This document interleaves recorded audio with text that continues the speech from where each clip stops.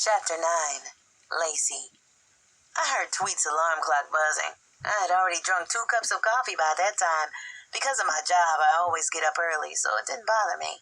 Plus, I want to get a jump on being ready to go. Tweet smelled the coffee and came into the kitchen. She had a wife beater on with no bra, her hair wrapped in a paisley-colored scarf. She looked a hot mess. I'm glad I know what you look like in the morning. I might have run out the door. I smiled. She put up her middle finger. You can't have anything to drink before the procedure. She shook her head yes as she sat down at the table, putting her face in her hands. Can I do this, Lacey?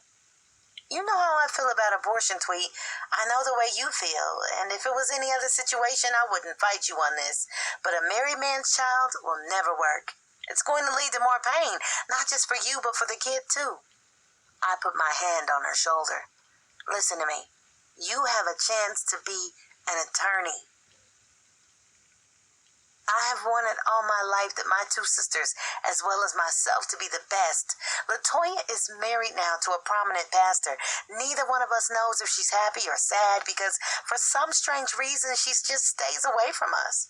Mama and Daddy are divorced, and we now don't see either one of them. Just a phone call from Mama on our birthdays. So the way I see it, we still have each other. The Jones sisters, right?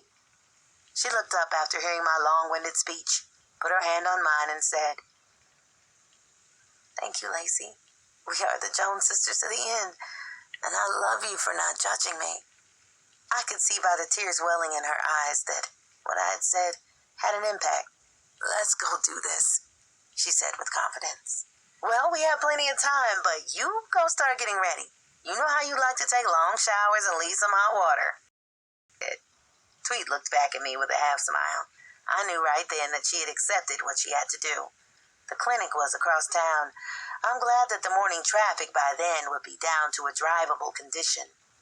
One thing about Atlanta traffic, it's a beast during rush hour. After taking my shower, I pulled my hair back into a ponytail, slipping a double-wrapped rubber band to keep its place, my Calvin Klein jeans, and a pink knit sweater. Then I heard it. Tweet on the phone arguing with somebody. I stood to my feet and called her name. Tweet, you okay? I didn't hear her respond, and that worried me. I walked down the hall hearing her crying. She had her door closed. Tweet, I said, rapping my knuckles gently on her door. I turned the knob, and there she sat on the edge of the bed in her brown panties, her face buried in her hands. I walked over to the bed and sat down beside her. I rubbed her back and her hair. Whatever it is, I got you, I said, as she sniffed, trying to gather herself. Marcus said, if I kill his baby, he's going to make sure I pay. That motherfucker's threatening you? I'll call his ass right now, I said, feeling my blood pressure rise. He said he's coming here to Atlanta. What does he think that's going to stop you? It's too damn late for that. Why didn't you say something in the first damn place? By this time, I am really pissed. I didn't tell him anything. I have no idea how he fucking knows. What are you going to do? I mean, are you still going to go through with the abortion? She sat looking at the floor in disgust. By then, I was standing up with my hands on my hips, glaring down at her, waiting for her answer. Tweet, he's a married fucking man. You're the one that'll be stuck with the baby, and he'll be in Illinois with his wife. God knows how many kids his ass already has. She looked up at me and said, I'll be ready soon.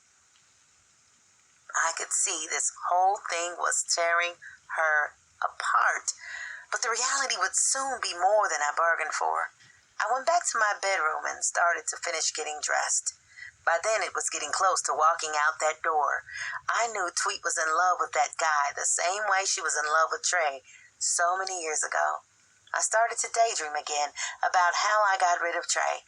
It was the only way until today. She's not stuck with his babies. I looked in the mirror and started to put on cherry red lipstick, the same color I used to trick Trey all those years ago.